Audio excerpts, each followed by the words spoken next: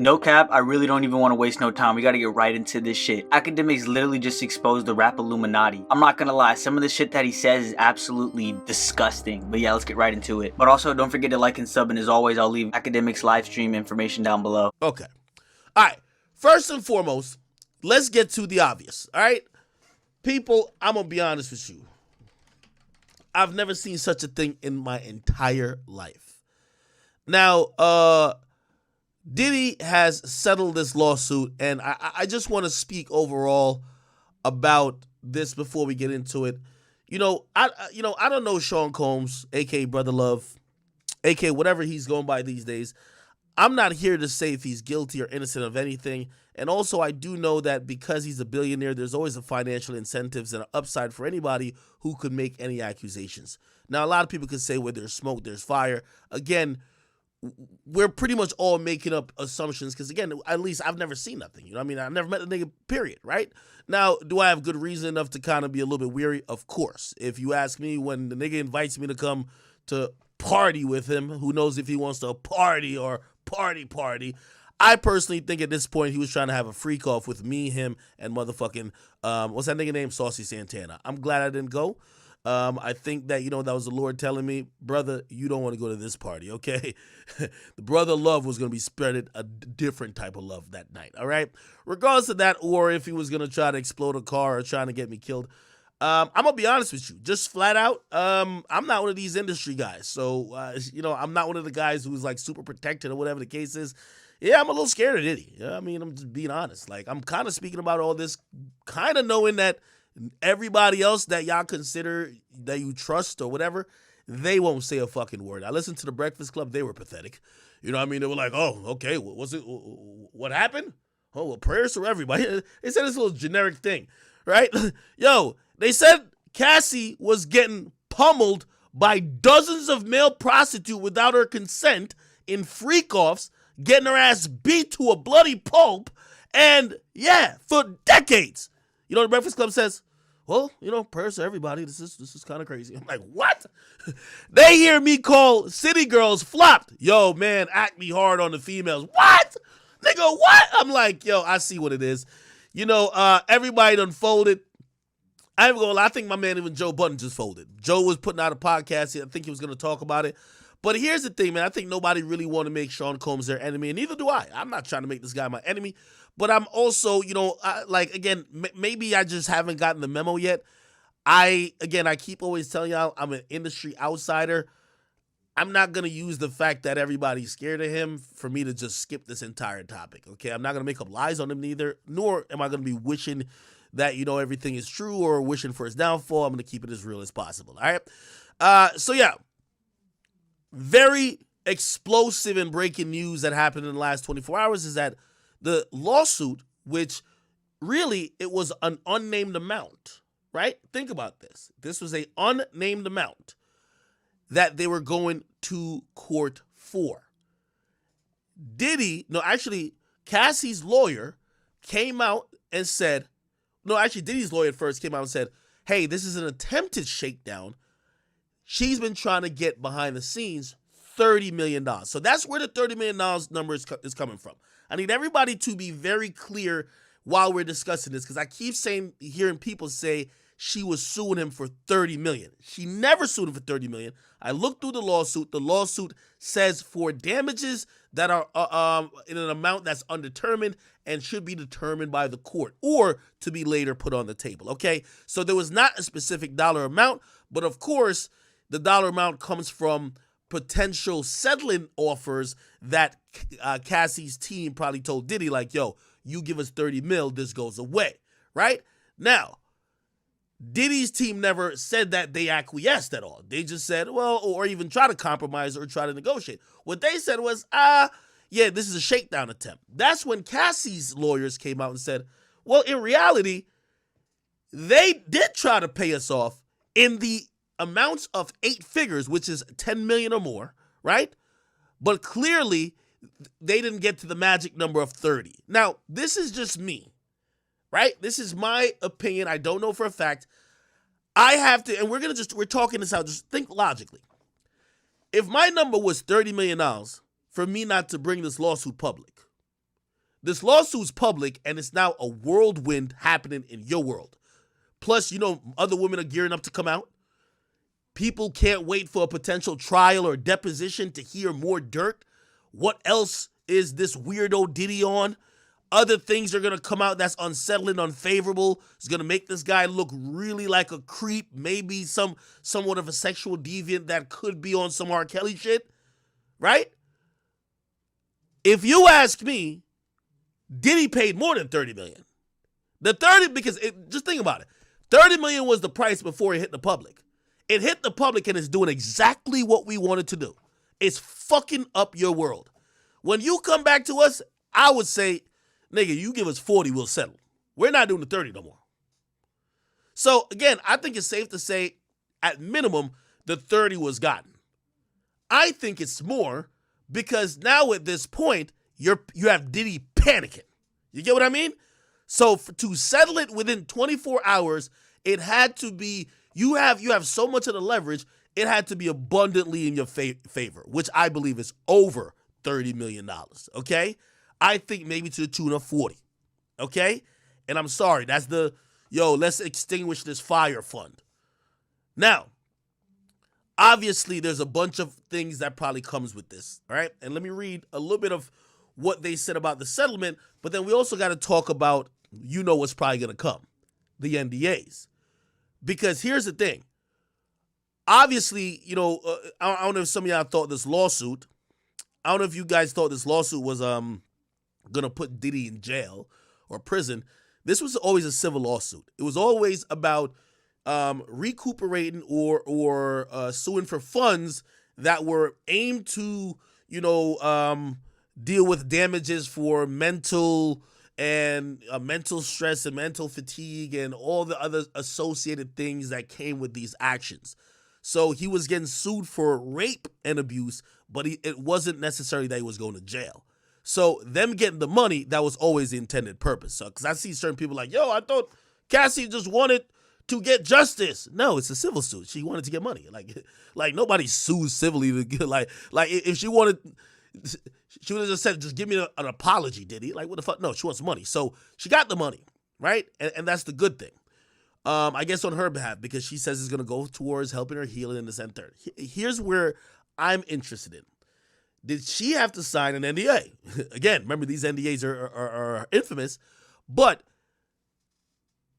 the public, we're now interested in this story. Could she now take the settlement? Remember, she can't sue again, right? Because she has to dismiss it and probably promise that she could never refile the same suit against him ever again. But could she then write a tell-all book? If I'm Diddy, that defeats the purpose, right? It defeats the purpose if I pay you for the lawsuit. Yes, you can't sue me again, but then you run to go write a tell-all book. Hey, let me detail all the freak-offs that this nigga had me getting fucked by 15 male prostitutes and all that type of shit. So, again, I have to imagine there's an NDA in place, right? Somebody said she got both, the money and the stories out. Mr. T, thank you for that comment, by the way. No. Hey, if y'all think this is the entire story, you got to be stupid. This was the tip of the iceberg of what was really going to come. That's why I think Diddy got to the shake, all that, take that shit. You know what I mean? He had to go get this shit squashed. Whatever we heard is like the light shit. Yeah, Diddy's a little weirdo. He likes 15 niggas fucking his bitch. Yeah, he jerks off in a corner and loves commenting on black penises. Okay. What we were probably going to hear about was going to probably go deeper. From what I've heard from, these are things, unconfirmed reports. I'll repeat it, but it doesn't mean I'm standing by it. Some people said there's conversations about maybe forced abortions, other things that was definitely going to come out. You get what I mean? A lot from what I heard, what we heard in this shit, in that document, light. That shit was just enough. They dropped the R word, to kind of get that nigga like, yo, stop playing with us. Give us that bread, nigga. But I hear it's the beginning of a lot more that could have been revealed. Do you get what I'm saying? So that's why I'm saying her full story ain't told. Could she write a book? Or is everything done? All right, let's read a little bit of, this is from New York Times. Cassie settles a lawsuit against Sean Combs of rape and abuse. The R&B singer Cassie Ventura and the music mogul did not disclose the terms of the settlement, which came one day after she filed an explosive complaint. Okay, Sean Combs and his singer Cassie have reached a settlement one day after she filed this lawsuit, according to accusing the hip hop mogul of rape and numerous instances of physical abuse. The parties announced on Friday that they had reached an agreement to resolve the case. This is how quick Diddy and Diddy's team move. They got that shit squashed before the weekend, my nigga. Diddy probably got another freak off plan for Saturday or Sunday. Like, fuck that. This case was not about to fuck up his weekend. That's some real rich money right there. Though they disclose no details about the terms of the settlement, I have decided to resolve this matter amicably on terms that I have some level of control. By the way, that's a very carefully crafted statement. I have some level of control, which means that maybe she felt up until she filed this lawsuit, she had zero control. Well, that's exactly what she's saying. She had zero control, whether it was her relationship with Diddy or the narrative or anything of the sort. So she's basically saying, yes, even though it's her getting money, she's like, she feels like she's taking back some power, right? Cassie, whose name is Cassandra Ventura, said in a statement, I want to thank my family, fans, lawyers for their unwavering support. In the statement, Mr. Combs, which, by the way, they both released statements at the same time, says, we have decided to resolve this matter amicably. I wish Cassie and her family all the best. Love. Okay? For Mr. Combs, the settlement quickly shuts down what could have been a risky and a potentially embarrassing process of legal discovery. Yes, that was going to be very crazy. Keep in mind, remember what I discussed when we talked about this whole case. If Diddy is a guy who has, always had a team of people that he paid off, he probably would have to cross his T's, dot his I's, made sure everybody had NDAs, made sure nobody was going to break an NDA. Everybody, like, from 20 years ago wasn't disgruntled, not in a fucked up place. Everybody doesn't have no ill feelings towards him. Everybody's paid for him to really survive this, again, it's not criminal, but this public embarrassment where you have, I don't know, say the clerk at the fucking, or the concierge at the hotel basically saying, yeah, we did see it on camera where he was beating the brakes off of her, and yes, he did offer us $50,000 to delete the footage, and yeah, we did it. You know what I mean? Like, so those things may have came out. You never know, former workers who probably saw stuff, drivers who'd be like, yeah, I ain't gonna lie, he beat her ass, and then we had to transport her all around. They might have came out, right? So again, I think it was very risky what would have happened. Also, in a deposition regarding some of these things, someone told me something very interesting, and they said, which was it? What was it? Okay. They predicted to me, they said, the Meg Thee Stallion versus 1501 case, they said 100% it's going to be a settlement, right? Because there was a Roc Nation angle into it. And the reason why it was going to be settled rather than it was going to really go to court and go all the way is that they said that the CEO of Roc Nation, which is, what's her name? Some Perez, I forgot, the one who snitched, right? Basically, they don't want to get into a deposition. You know what a deposition is, right? A deposition, you sit there, you're asked a bunch of questions, sometimes embarrassing questions that you usually have to answer. And when it comes to, like, for example, like this type of case where it involves Desiree Perez, where it involves rape and sexual deviancy, a deposition with Sean Combs is probably going to ask about a lot of those things. Hey, Diddy, have you ever hired a male prostitute before? Hey, is it very normal that you would have it? Like, they could ask these things in depositions. Like, you can't be like, oh, nah, it's my personal. No, nigga, you're getting sued for rape. You get what I mean? So a deposition for Diddy would be pretty damaging. You get what I mean? So obviously you want to avoid that, right? Obviously also in terms of discovery, I don't know, any text messages she had, right? That would kind of co-sign whatever she's saying that he did to her. Pictures, remember she said one time she had her ass beat and her mom took pictures of it. All those things would have came out. So again, The public embarrassment for Diddy, it was at the tip of the iceberg with us just reading it. We were probably going to see a bunch of stuff. And again, obviously, there would be some type of clause, or they were trying to keep it within court, but that shit's gonna leak. Come on, it's the biggest fucking story. You know what I mean? So if there's fucking pictures of Cassie bruised up, that shit's gonna come out. If there's some pictures of the motherfucking freak off handcuffs that Diddy was using, or the jerk off chair that he was there just whacking off, and you know what I mean? All that shit was gonna come out. So I think that's one of the reasons why he moved that quickly. Okay, anyway. So it says potential embarrassing process of legal discovery in which reams of evidence are made public. Now, by the way, in a civil trial, I think within reason you could have some of these things, especially when it comes to a nature about sexual assault, right? Because again, this is one of the civil claims. I think you could have that being sealed, or at least just not being open to the public, but I'm pretty sure other stuff would be in a possible trial. And Ms. Ventura, who has already aired her accusation through a public complaint, avoids a cross-examinations by Mr. Combs' attorney. I'm gonna be honest with you. I don't think that Cassie would be that shook of being cross-examined. Now, granted, Diddy probably gonna have the best lawyers ever on earth, but anything that you might think that she's gonna say that might be embarrassing only strengthens her case. If she's on that stand and she's crying, saying, "Hey, listen, I was a 19-year-old girl. I wasn't even that much I didn't have that much sexual experience at that time.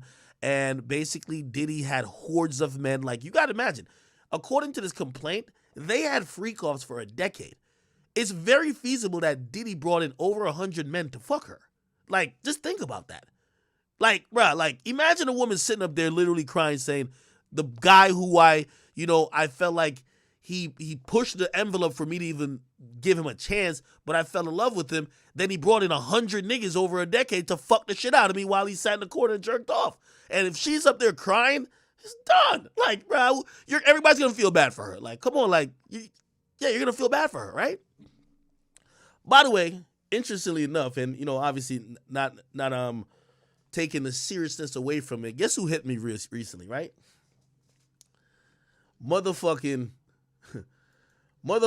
Adam 22.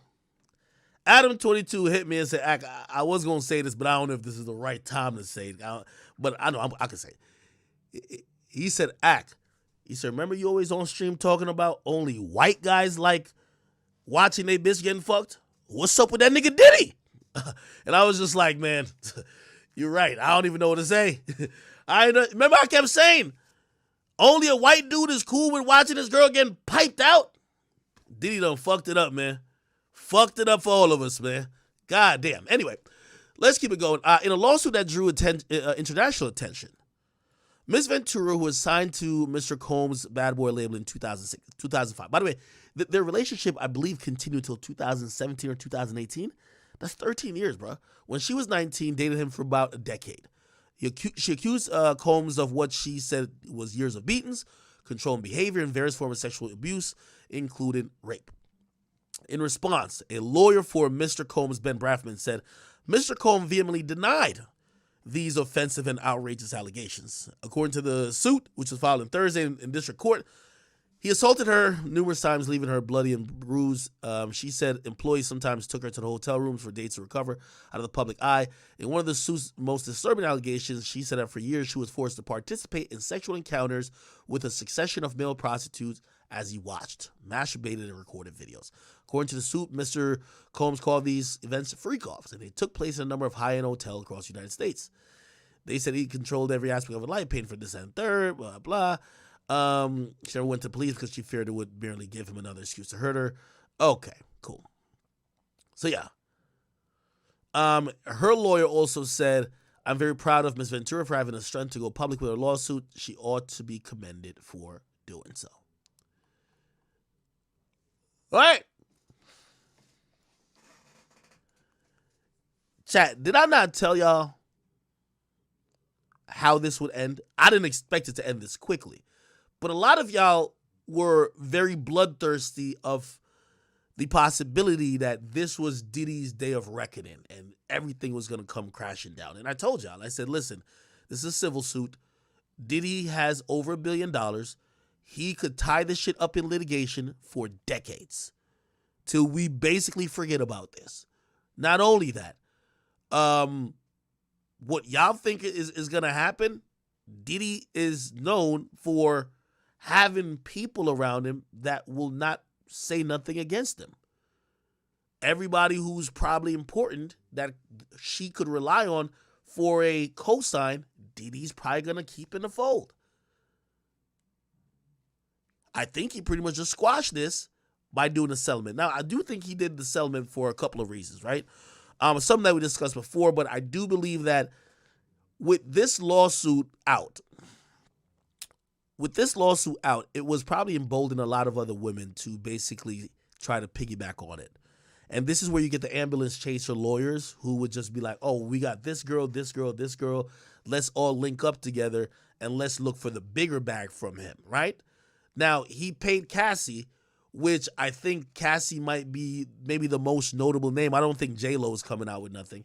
And I'm going to be honest with you, Young Miami, she might be into this type of stuff. Like Young Miami's like a hood rapper. Like, come on. Like a 50-man like little joint with her. Like, come on, I can see it. You know what I mean? Like I think Young Miami, like, why is she complaining? I like it. I can see Young Miami on that type of shit. You feel me? You know what I mean? She was like gushing over getting peed on. You know what I mean? So come on, you know what type of girl that is. Like, you know what I mean? Bring 15 Opa-laka niggas. You know what I mean? Diddy be like, oh yeah, I need some Opa-laka. Come here, man. Come here. Yeah, I fuck her while I... Yeah. All of that, man. Yeah, I can see all that shit happening. So I think he finally found the girl that's with the shit. Like, Young Miami let all this shit happen. Get peed on, little dookie here and there, you know what I mean? Hey, 15 male prostitutes. Come on, you know what I mean? The only thing I don't think she gonna let happen is I don't think she gonna let the beatings happen. You know what I mean? She ain't gonna let that shit happen. You know what I mean? I don't think. All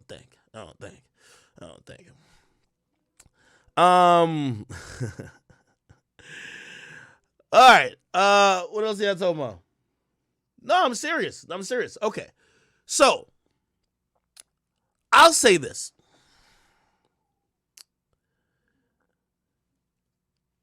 I want y'all to stop looking at this industry and think it's about fairness and about justice.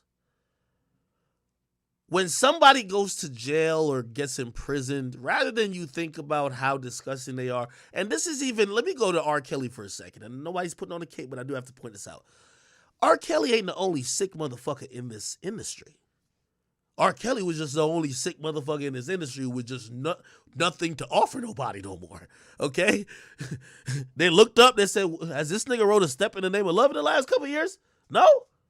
Man, send that nigga to jail, man. What the fuck? The majority of these people are sick.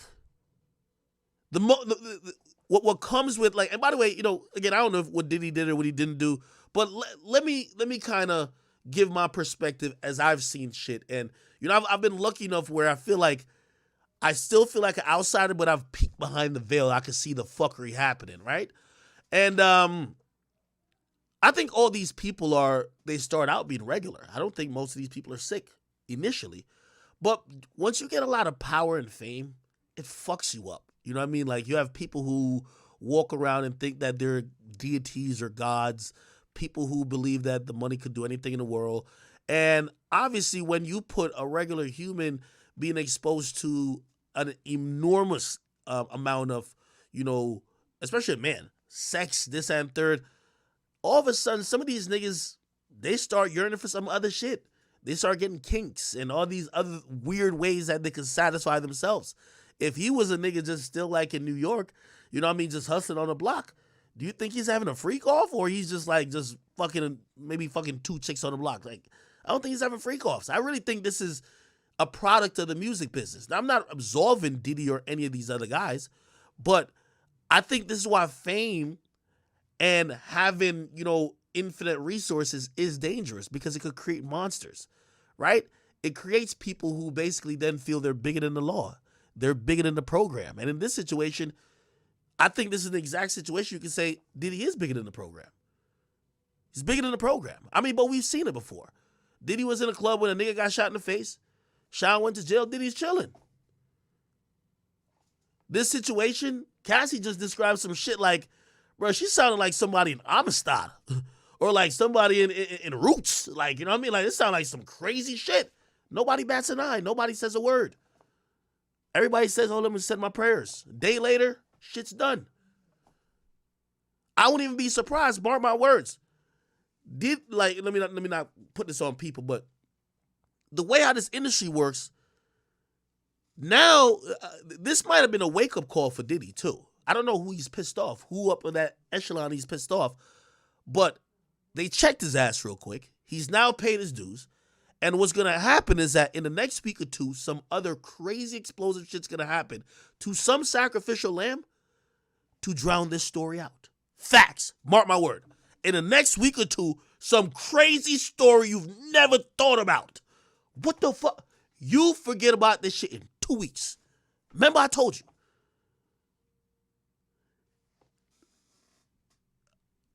Again, I don't think, they always say, Ak, you ain't invited to those tables. I'm glad I don't get invited to those tables. Because these tables look like it's a bunch of sacrifice and a bunch of shit going on. These people up at this level, I've seen how they manipulate media, law enforcement, people, peers, the music industry. This is a very dangerous level of just power and influence. So again, I'm on the media side of this, right? I guarantee you, it's going to be a story in the next 14 days that's going to come down. And I'm going to look at this and be like, this is ridiculous. Smart my words.